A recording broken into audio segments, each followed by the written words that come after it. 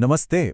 आज हम एक ऐसी कहानी की दुनिया में चलेंगे जो एक मॉडर्न लोक कथा की तरह है। ये कहानी है बदलाव और माफी की, और इसकी शुरुआत होती है 3 शापित बहनों से।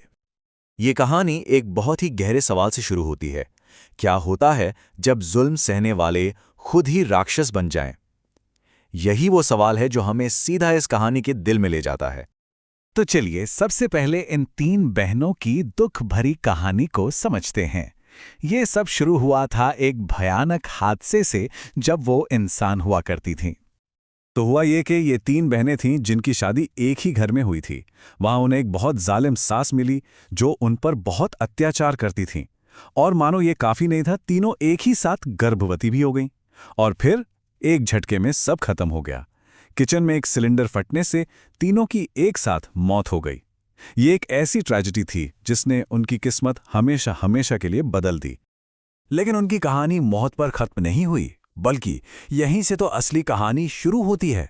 मरने के बाद वो बन गई बदला लेने वाली गर्भवती आत्माएं। अब वो जंगल में भटकती हैं और उनके अंदर एक ऐसी भूख है जो कभी शांत नहीं होती। उनके अंदर ना एक जंग छिड़ी हुई है, उनकी बची खुची इंसानियत और उनके नए राक्षसी रूप के बीच।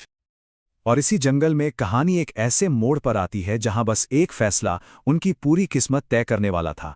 उन्हें एक इम्तिहान से गुजरना था। जंगल में भटकते भटकते जब वो भूख से बिल्कुल बेहाल थीं, उन्हें दर्द से चीखता हुआ एक आदमी मिला। ये वो पल था जब उनके अंदर की लड़ाई बाहर आ गई। अब सवाल ये था, क्या वो अपनी राक्षसी भूख को मिटाएंगी या फिर अपनी बची खुची इंसानियत को बचाएंगी? और पहले तो ऐसा लगा कि उनका राक्षस वाला रूप ही जीतेगा। 2 बहनों ने कहा, इसे मरने दो, हम इसे खा जाएंगी। इससे पता चलता है कि वो श्राप कितना भयानक था जिसने उन्हें जकड़ रखा था। लेकिन तभी उनमें से एक बहन अपनी उस भयानक भूख के खिलाफ खड़ी हो जाती है। वो करुणा को चुनती है और कहती है, नहीं, मैं इसकी मदद करूंगी। उसका ये एक फैसला बाकी दोनों को भी मना लेता है, और बस इसी एक पल में उनकी किस्मत का पहिया घूम जाता है। उनका ये एक फैसला कहानी में एक ऐसा ट्विस्ट ले आता है जिसके बारे में उन्होंने सोचा भी नहीं था, क्योंकि जिसे उन्होंने बचाया वो कोई आम इंसान नहीं था, और उसका इनाम वो भी एक बहुत ही अजीब वरदान था। पता है वो घायल आदमी कौन था? वो कोई और नहीं बल्कि जंगल का देवता था, जो असल में उनके चरित्र का इम्तिहान ले रहा था। उनकी दया एक परीक्षा थी और वो इसमें पास हो गई थीं। उन्होंने अपने राक्षसीपन पर इंसानियत को चुना था। पर देवता का वरदान सीधा साधा नहीं था। इसे एक शापित आशीर्वाद कहना ज्यादा सही होगा। वरदान ये था कि वो मां बनेंगी और इंसानी बच्चों को जन्म देंगी। दिन के उजाले में वो इंसान रहेंगी, लेकिन जैसे ही सूरज डूबेगा वो वापस चुड़ैल बन जाएंगी। उनकी जिंदगी अब 2 दुनियाओं के बीच बंट चुकी थी। अब इस दोहरी जिंदगी के साथ इन बहनों को एक मौका मिलता है, एक नया रास्ता खुलता है। वो अपनी शक्तियों का इस्तेमाल अच्छे के लिए करने का फैसला करती हैं, और सबसे मुश्किल काम, अपने अतीत का सामना करने का।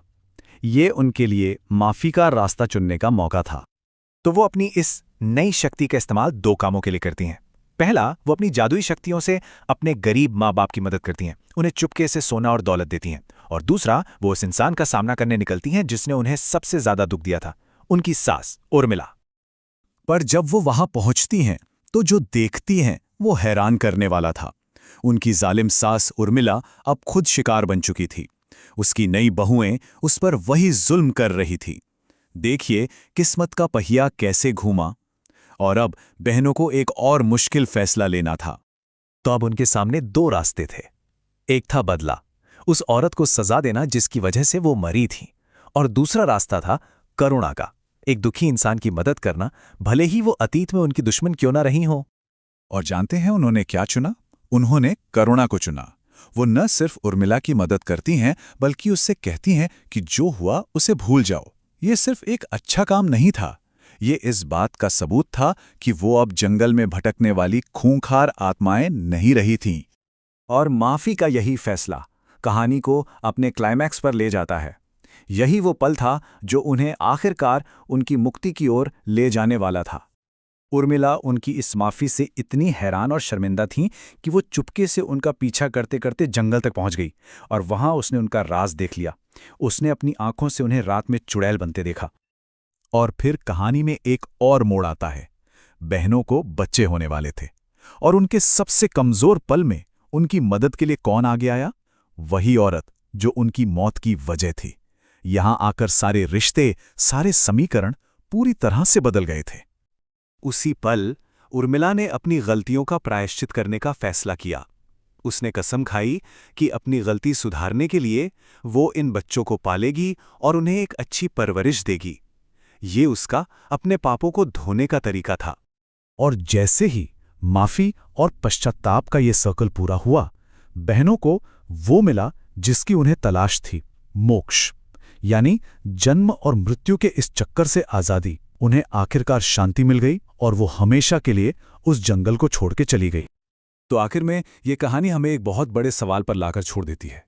क्या सच में माफी में इतनी ताकत होती है कि वो किसी श्राप को भी तोड़ सके? खैर, इस कहानी को देखकर तो लगता है कि हाँ, बिल्कुल होती है। ये सोचने के लिए एक बहुत गहरी बात है।